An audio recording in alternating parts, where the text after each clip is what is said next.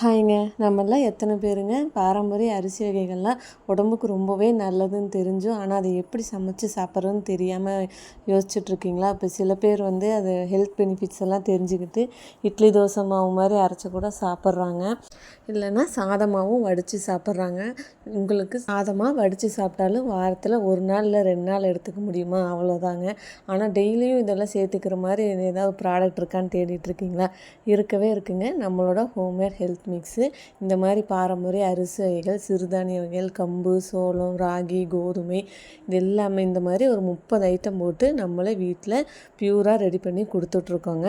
இது வந்து 8 மாத குழந்தைகள்லேருந்து பெரியவர்கள் வரைக்கும் எல்லாருமே டெய்லியும் கஞ்சி மாதிரி வச்சு எடுத்துக்கலாங்க.